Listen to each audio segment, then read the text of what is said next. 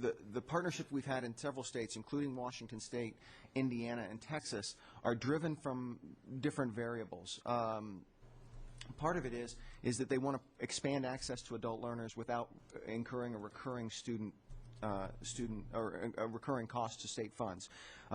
With our relationships, in some cases that provides need-based aid to students. In some cases, it provides targeted support for workforce development, targeted support for, in some cases, rural nursing programs where it's hard to develop those programs. And the final area and a strategy that a lot of states are looking at right now is similar to Oregon. Everyone is trying to grow their percentage of students with and citizens with a baccalaureate degree or some type of post-secondary credential.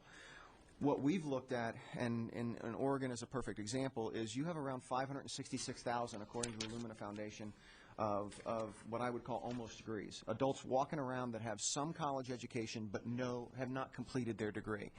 In a traditional university, it's very difficult for those institutions, while they're trying to deal with their traditional population of 18 to 26 years old, to also then create programs to reach out to former students or to other students who may need to come back and finish their baccalaureate degree. That's what our institution was formed to do. By our nature of being a competency-based education, by our nature of being accelerated, and our low-cost model, we target pretty extensively adult learners who have some college but no degree to come back to an institution. We can rapidly assess their current skill set, and basically they pay for what they don't know. And a lot of states are moving in that direction. That is a strategy that states are taking as they try and fix the leaky pipeline from K-12 to post-secondary education, as they try and fix the leaky pipeline in traditional four-year institutions. They also reach out and are reaching out to non-traditional students to provide that access. Mr. Chair, can I ask a question at this point? Certainly, go ahead. How do they assess I mean, somebody had 2 years of college 12 years ago. Do they automatically get credit for the classes they've taken, or do they have to get reassessed on the competencies of those classes? Representative, it's a very great question you ask. Actually, most of our students do have some, no matter what their age, if they've had a post-secondary credential, say they went to a community college and had an associate's degree, we'll accept that credential as their lower division credential.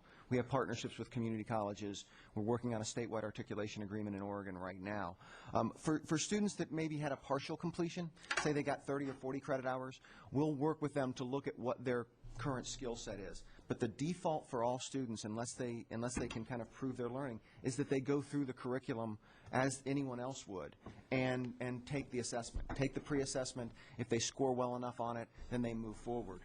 We have a different faculty arrangement. We've disaggregated the faculty role at our institution, and the course faculty that build courses within our system have a PhD in the discipline. They actually set those competencies, and then when a student takes those assessments, those assessments are graded by a third party that has no connection with the student, our evaluators for the system. So students, either they'll get credit for their, we'll do a similar to a traditional university where we'll do a syllabus, we'll look at the syllabi, we'll look at their books, but like you say, if they're 12 or 15 years outside of a college, it may be difficult to do that. Otherwise, we'll just measure their assessment through our assessment system. Thank you. Sean, who's your primary competitors? So primarily, we really don't see ourselves as competing, but I would say that in, for example, in Washington State, the real motivation from the legislature looking at Western Governors University was that the #1 transfer destination for a Washington Community College graduate was the University of Phoenix, because they have capacity issues within their four-year institutions. So in some cases, the students that will be looking at WGU will be looking at either going to a for-profit, or they'll be not looking at going back to post-secondary education. Let me ask it a different way. Is there an Eastern Governors University? What other entities are there like you? We are the only WGU, Western Governors University, across the country. When students enroll in Florida, they're getting a WGU degree. If they're in Indiana, Washington, or Texas, they're getting a WGU Indiana or WGU Washington or Texas degree. I understand that. Oh. I'm wondering, are there other similar entities like Right. you besides University of Phoenix? Well, there are dozens of for-profit higher education providers out there. Where we are unique is we are unique in the fact that we're totally online and we're competency-based. There are no other institutions, for-profit or nonprofit, exclusively driven from an online, technology-driven, competency-based model. Representative Springer? Representative Springer, do you have a question? Yes, thank you. So I'm looking at your website here, and Yes. One of the things that jumped out at me, because it is an issue in this state, and I don't think it's exclusive to this state, is availability in nursing programs. And so I see here that you have several BS degrees and some master's degrees in nursing. So I guess my question is, how do you do that? How do you facilitate that, and talk about some of those partnerships? Because certainly that cannot be exclusively online. I don't want it to be Thank you, exclusively Representative. online. Representative, that's a great question.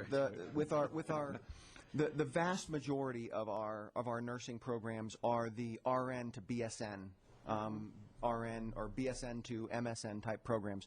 And those programs, the clinical component has been satisfied through the RN program.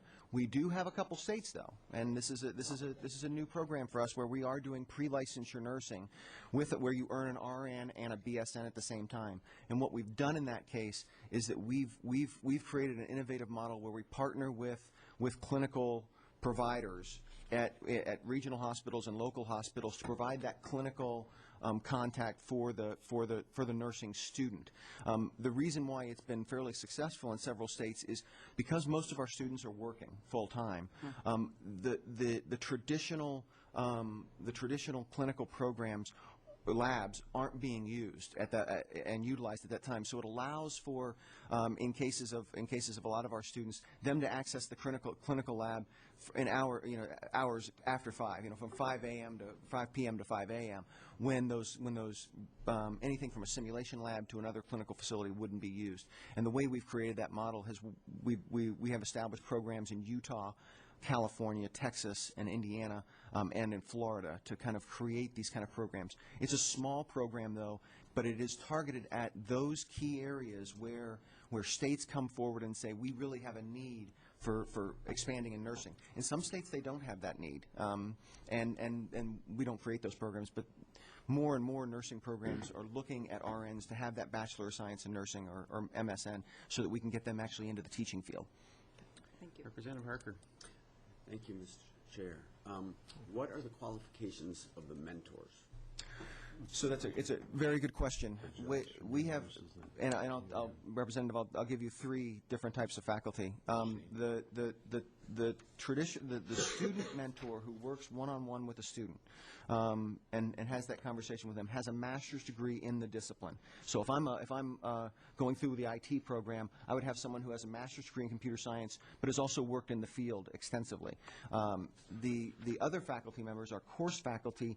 They have a PhD in the discipline, and they have multiple roles. Either they're developing the course, not the course of study, but the competencies, or they're assessing those competencies. And then we have evaluators who are full-time faculty, sometimes at other institutions, and then we hire them as adjunct faculty to evaluate the assessments.